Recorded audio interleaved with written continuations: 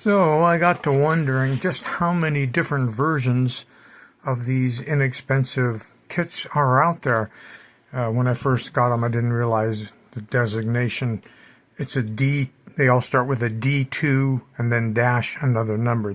For example, this is the D2-5, which I picked up for $3 and a few pennies, $3 and change.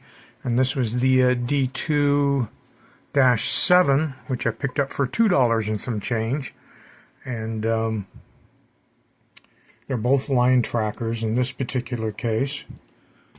What was the main difference? Well, the main difference was this one used TT gear motors, different layout, and this one used independent motors and a worm gear drive.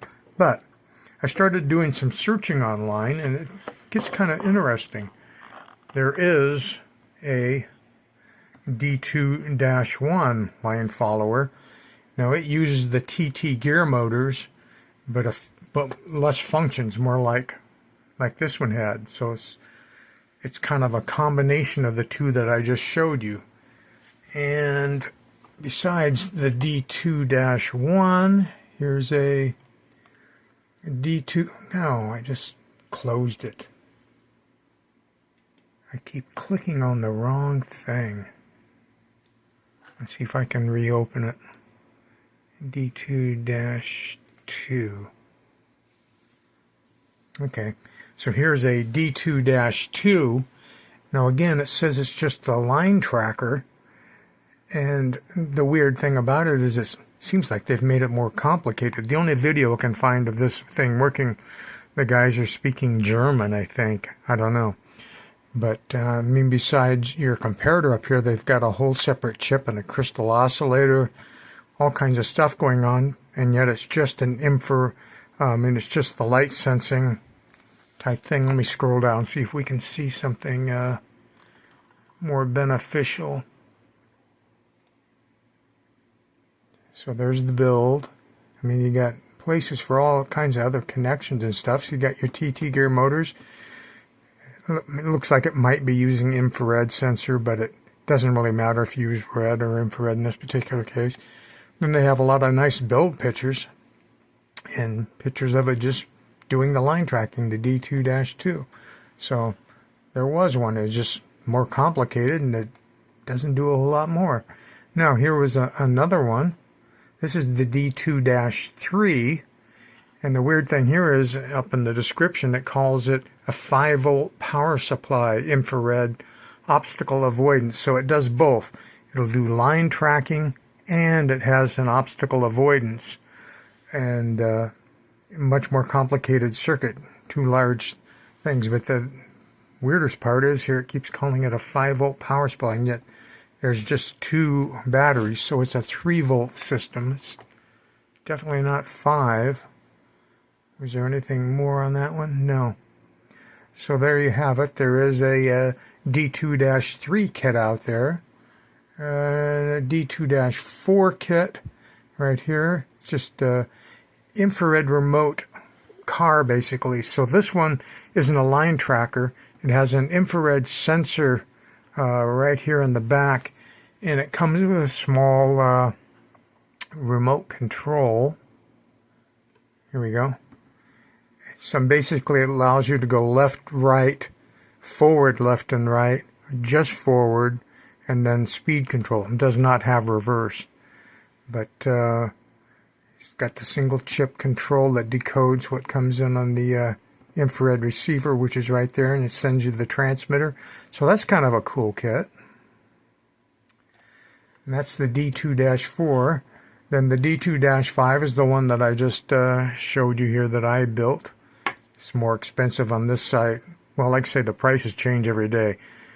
But if you want the D2-5 line tracker, you can find it for $2 thereabouts.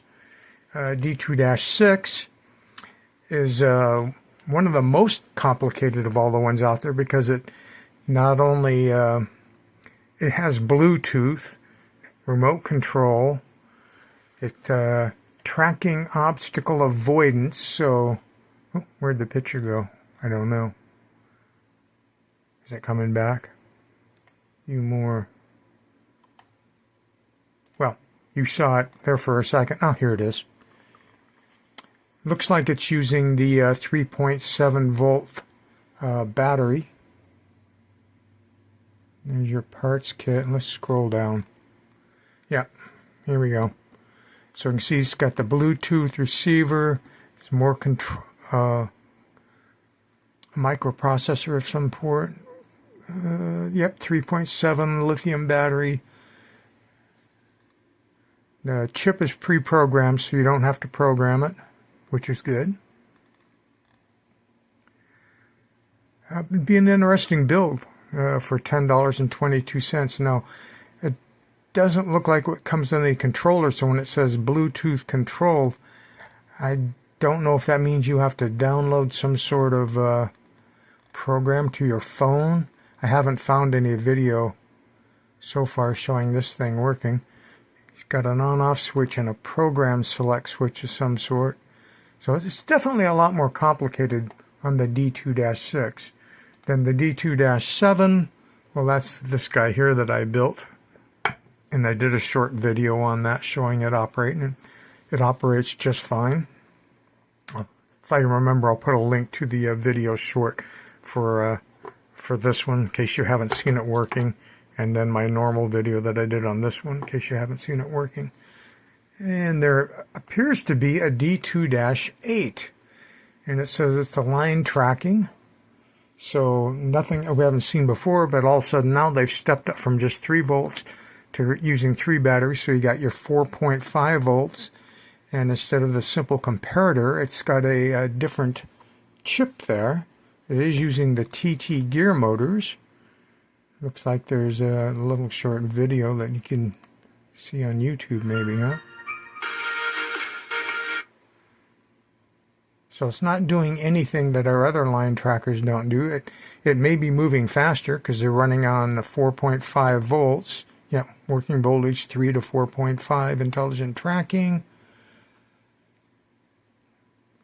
Install the batteries. This one has a little bit more instructions than some of them do. Okay. So there's your U1. Silicone tire. That's got nice. Instead of this rubber, it's got a nice silicone tire. So far those are all of the different versions of the kits that I've been able to find. I haven't found anything that went higher than an 8 yet, so I don't know if they're coming out with a D2-9 or if there's one out there and I just haven't found it, but there is a 1 through 8 in case you're interested in trying to collect all of the different versions of these kits. Me personally, I was just collecting them because the ones that were dirt cheap. I mean, $2 and change, $3 and change. If I find some of the others in that price range, I'll probably get them just because you get so many components and they're fun little build. They cost almost nothing, and these ones were free shipping. So, I mean, that $2 and change was delivered to my door, and this $3 and change was delivered to my door. Some of the sites where you see them at a low price, all of a sudden you find out that there's the shipping added on after that, and then the tariff added on after that, and all of a sudden it's not such a great deal.